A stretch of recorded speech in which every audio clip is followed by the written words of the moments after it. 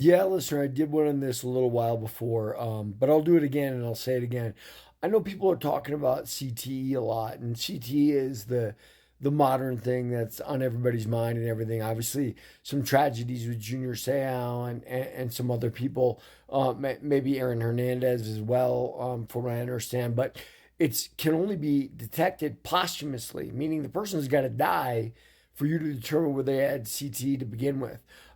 With BJ, is it possible? Sure, it's possible. Look, anything is possible. However, I will say this: BJ was notorious for not training. Right, like you get CT, probably not in the fight. You get CT banging out in the gym, right? And if BJ wasn't a guy who was there banging it out because he was so talented he didn't need to, CTE sounds more unlikely to me. Now, he obviously went in his career further than he should have. You know, he started losing a lot and they let him go because at one point, BJ was considered the greatest of all time, right? Like, I mean, I guess that would be 2005, 2004, 2000, six. That era, like, was BJ's era until, we went into, like, I think the Chuck Liddell, Randy Couture fights before people kind of moved on. Even then, BJ was thought of as the greatest. And then I guess it went to George St. Pierre and Anderson Silva.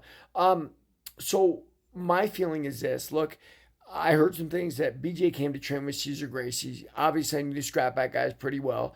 One of them told me that BJ was very into crystal methamphetamine, right? Like, and that he didn't train and he won worlds in like a year, black belt in like 2 years or whatever it was. But he was a phenom very clearly. But he also liked drugs, and a lot of fighters like drugs. It's part of what the ring is, right? Is a drug, right? It's like it's getting high, like the danger, the thrill, the adrenaline, right? The endorphin junkie thing, right? And we saw that in Point Break, right? Like they jumped out of the plane. They also robbed banks. They used to tease people that would slam dope for it. Well, most people slam dope, right? It's really simple. Is it possible that his delusions are coming from that? Yes. I've also heard his mother say there's a syndrome related to what BJ is claiming, that his relatives have been killed and replaced by imposters.